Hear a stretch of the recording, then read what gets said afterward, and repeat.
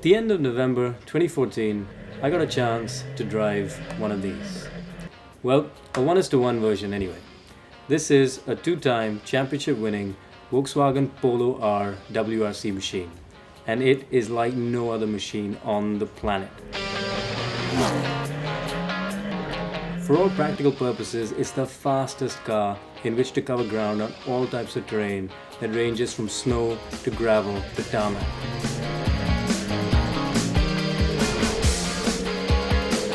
Now the only experience I have in driving a World Rally car is trying my hand at Colin McRae Rally on a PS2 a decade ago. My own rally cars from the Maruti Suzuki stable haven't really served as much preparation, if I'm honest.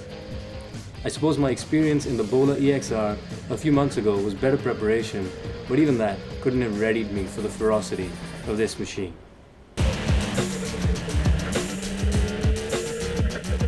I said at the time that the Polo was the best machine I've ever driven. Well, for better or worse, its position at the top was short-lived. You just know that a WRC machine is going to be epic, especially one that's won 2 world championships on the trot. But you can't quite believe how impressive it really is until you experience it firsthand.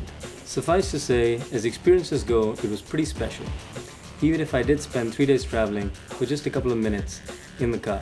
And since the new car is being homologated for next year, it's the last chance to drive this historic machine. I must apologize in advance, however, for my somewhat petrified expression in the onboard video, but you'll soon see why that is.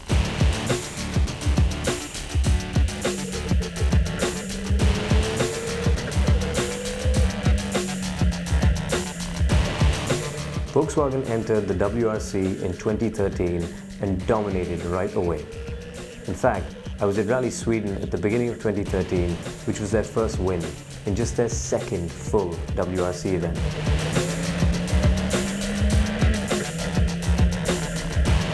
At the time, Sebastian Ogier and Jari-Matti Latvala were leading the charge, but now they have a third driver as well, 25-year-old Norwegian Andreas Mikkelsen. And that's who I was up against during this test in the Polo WRC machine. Well, for sure, I'm really happy with the third place here in Germany. It's actually a little bit more than I came for. Tricky conditions, very difficult event, a lot of things happened, and we end up with third place.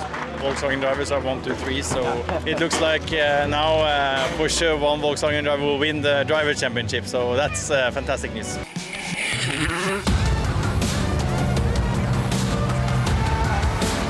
The location was VW's top-secret test facility at Era Lyson. The track was a 1.8-kilometer tarmac stage buried somewhere in the bowels of this massive facility.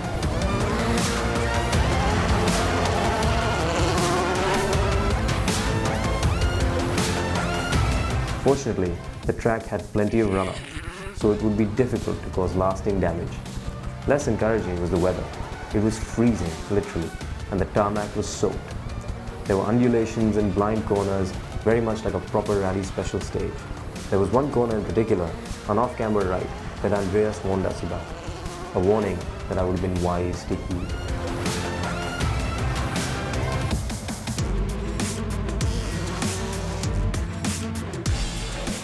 I would get 1 lap behind the camera car, a warm-up lap, 2 time laps, and a cool-down lap.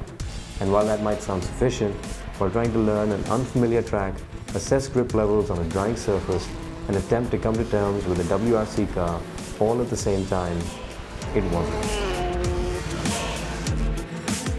The Polo WRC machine has a high-pressure direct injection 1.6-litre turbocharged motor. The FIA mandates a 33mm air restrictor that's intended to restrict horsepower to 300. VW claims 315, although I have a sneaking suspicion it's a bit more than that. Without the restrictor, it has the potential to produce twice as much. Exact power ratings aside, the FIA runs a pretty tight ship. All the teams run the same restrictor, same turbo, same tires, and have to conform to a minimum weight of 1200 kgs. So the chassis makes all the difference. Traction control isn't permitted. 4-wheel drive is a given, and so is a sequential 6-speed racing gearbox. The bit that borders on black magic, though, is the anti-lag technology.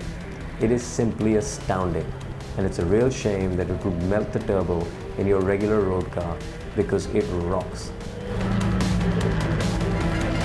The Polo has a stage and road mode that adjusts the engine for transport sections and special stages. The difference is, well, stark. Like Andreas said, when you hit stage mode, it becomes a monster. He wasn't kidding. If in road mode it felt distantly related to a regular Polo, in stage mode it felt closer in lineage to a Lamborghini Aventador. The response from the steering was incredible. The steering rack feels like it's been lifted from a Ferrari 458. It's that precise and quick. The engine was revving so fast that I simply couldn't keep up. I hit the limiter more than once before I got accustomed to the velocity with which the revs climb. It revs like nothing else I've ever experienced. 315 bhp and 425 Nm are just numbers. This thing feels like it produces twice that. The power delivery is savage, the pedals are perfectly weighted, the brake pedal in particular is brilliant. The brakes feel like they're from another planet. You can carry so much speed and brake so late into corners. I had completed my first lap, so decided to push a little bit more. The car was planted despite the conditions, it cornered completely flat. There wasn't even the slightest flex or roll in the structure whatsoever. The term scalpel sharp has never seemed so appropriate before. The turn-in was truly incredible, and it seemed forgiving too. My right foot was serving up the throttle in more liberal helpings. I was beginning to make the chassis dance and I was enjoying it. Big mistake. I was so caught up in the experience and making the most of my limited time in the car that I completely forgot about the most basic rule of driving a race car. Slow in, fast out.